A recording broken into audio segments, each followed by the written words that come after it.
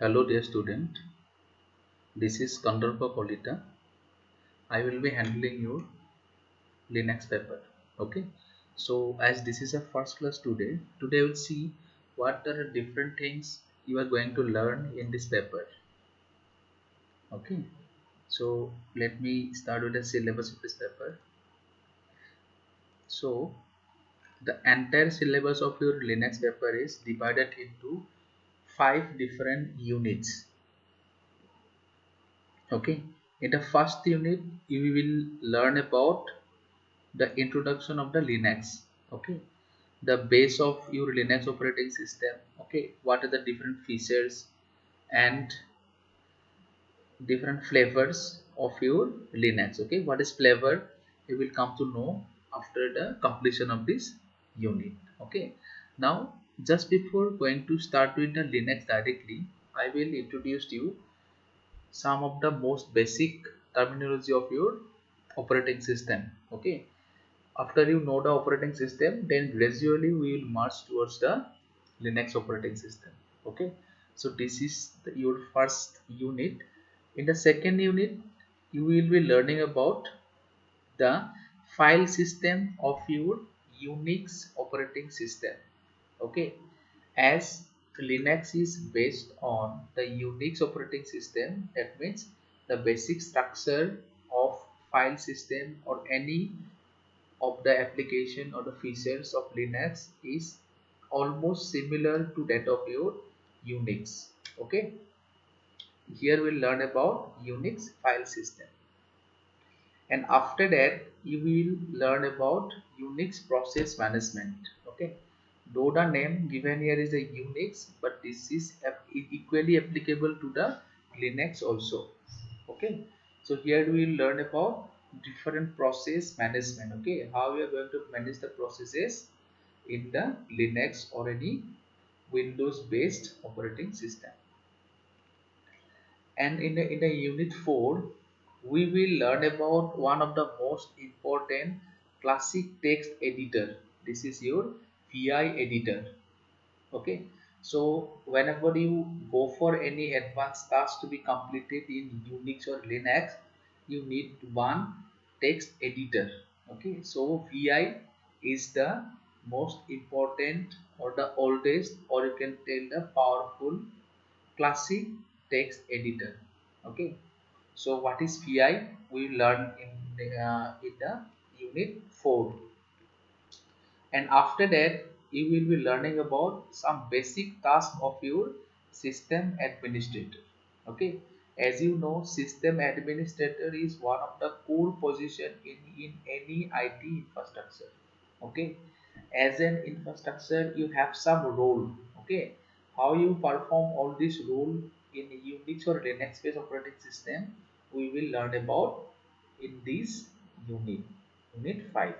Okay, for this purpose, if you want, then you can go for these all are the books as a reference. Okay, you can go with any one of the book.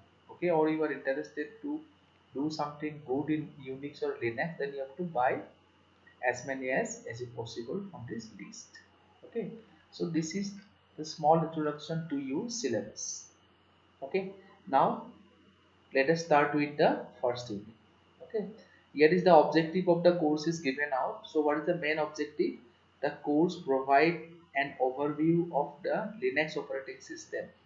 Okay, geared towards new user as an exploration tool and getting started guide. That means you will find one comprehensive idea to start your journey with the Unix. And also in this paper you will be guided how to sit or write for your global certification exam.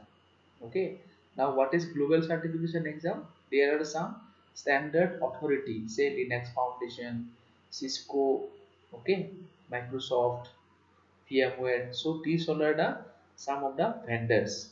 They have one provision in their own that if you know the thing and you pass the examination conducted by this authority, you will be certified by those vendors. Okay, and whatever concept is required to earn a certificate from Linux Foundation or Red Hat Foundation, you will get the foundation here. Okay, so that you can sit in the examination to answer the question. So in this way, you will get one comprehensive idea about the journey of your Linux operating system. I hope you will enjoy the session. Okay, thank you.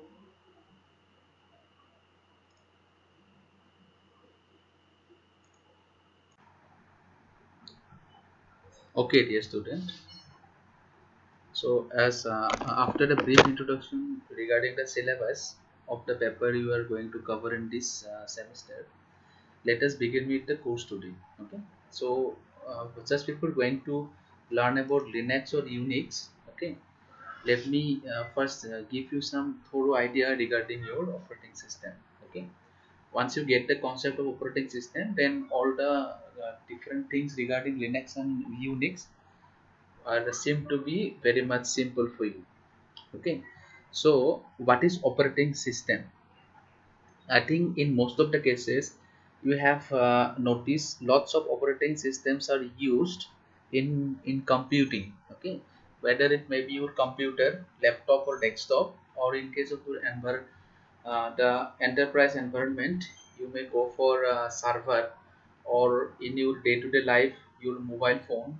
All these equipment or the gadgets are run with the help of operating system.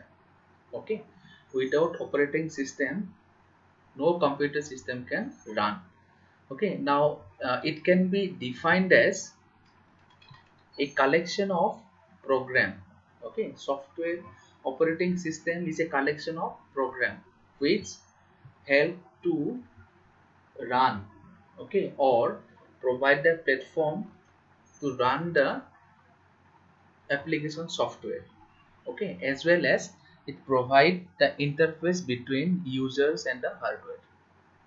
Okay, the with the main two task of any operating system is what the it give us the platform for working and act as an interface between hardware and the users. Okay, so a program that acts as an intermediary between a user and a computer, okay, hardware. So later on we'll learn about different architecture of your computer system. This concept will be more clear. Okay, for the first time being, users have to remember that operating system provide us the interface between user and the computers. Okay, now what is the goal of any operating system? Okay, or you can tell that why we need the operating system. See, the first goal is execute user programs and make solving user problem easier. Okay, without operating system, we cannot run any user program. Suppose you want to listen to a music, so you need one software, say suppose PLC player, CAM player, Windows Media Player, or whatever. Okay, to install this, you need one platform, and this platform is provided to you by operating system. Okay, next one is make the computer system convenient to use. Okay, suppose you want to provide or want to give some instruction to the computer. Okay, now how you will give the instruction to the computer? You have to give the instruction to the computer via operating system. Okay, that means whatever task you want to perform in your computer, you have to pass this message to the computer hardware, okay, via operating system.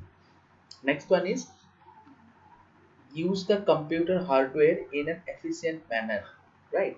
That means in your computer different devices are attached. Suppose your webcam, keyboard, mouse, monitor, RAM. Okay, so all these hardwares are actually managed or maintained by your operating system.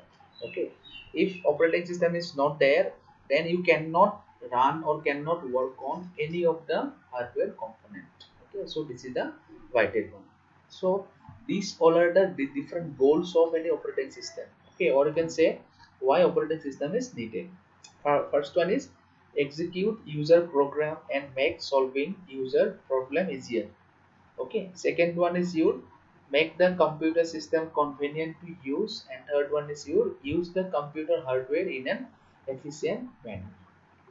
There are lot many things are there in this operating system. So in your later half of the course you will find some paper named as operating system, okay, or operating system building blocks. So in this paper you will learn more about operating system, okay, why operating system is required, okay, how to design operating system, and what is the different functions performed by an operating system, okay, how different hardwares are managed by operating system. In a elaborate way you will learn about more in this paper. So for the time being this much knowledge is enough for you, okay.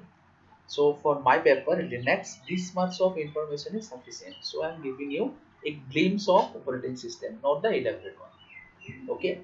Now I'm going to give you the answer of this statement. Okay, a program that act as an intermediary between a user of a computer and a computer hardware. Okay, I will give you the answer of this statement. Okay. So component of a computer system will answer you this question. So just before going to this, let me give you an overview what are the different components are there in one computer system. Okay, in a computer system there are many components. Okay, first one is your hardware, second one is your operating system, application, and the users. Okay, let me elaborate all these components one by one. Okay, have a look at this diagram. So this diagram tells many things. Okay, first of all, at the below or at the bottom line or at the core of any computer system is your computer hardware. Okay, now if some user sitting at the outside world want to communicate with the computer hardware, first of all he has to give his instruction to the application program. Okay, and this instruction is carried out to the operating system. Okay, after resolve it, after make some definite sort of resolution, okay, about the instruction, step by step all these things are fetched to the requisite hardware. Okay, so this one, so hardware, operating system, user program, and the user. Okay, suppose you want to add two number. Okay, so user one add two sorry user one you want to add two number. Okay, so these two numbers, say suppose 5 and 6, he has to provide to a application program, say calculator. Okay, this calculator is there on top of your operating system. Okay, now these two requests 1 and 2 or any two numbers, say 3 and 5, is taken by the calculator, and this request is fetched to the operating system, and the operating system with the help of the CPU, which is nothing but a hardware, evaluate the result, okay, and display it to the another piece of hardware. This is called what, the monitor. Okay, this is how one instruction is executed in the computer hardware by the help of your operating system. Okay, or in the same way, suppose user 2 want to listen to a music, so he need a media player, say PLC media player. Okay, you see your when your song is running, then you will probably listen to the music using some speaker. Okay, speaker is your hardware.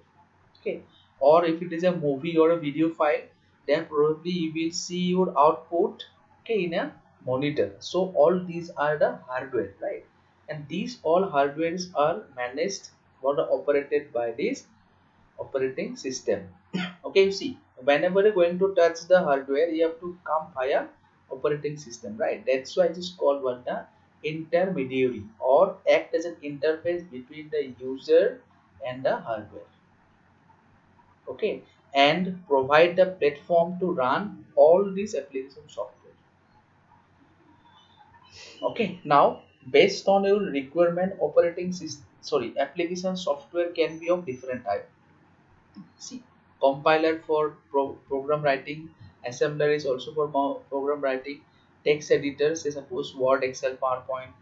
Okay, these are the so Word fall into the category of text editor. Okay, where you can modify your text. Next one is database system and many more in this list. Okay, so all these are the operating or sorry, application software which is installed on top of your operating system. Without operating system, this is not possible to run any sort of your applications. Okay, and if there is no application, your computer is just a dumb. Okay, you will not do anything. Okay, if we are not be able to give proper instruction to the computer using the application software, then your computer will sit idle. Okay, you will not do anything. Okay, that's why to make the computer workable, operating system is very much necessary. Okay, so I think you have get one glimpse regarding the importance of operating system and what is operating system and why it is needed in our computing environment. Okay, later on we'll learn few more things regarding operating system, and at last we'll go towards the Linux operating system. Okay, thank you.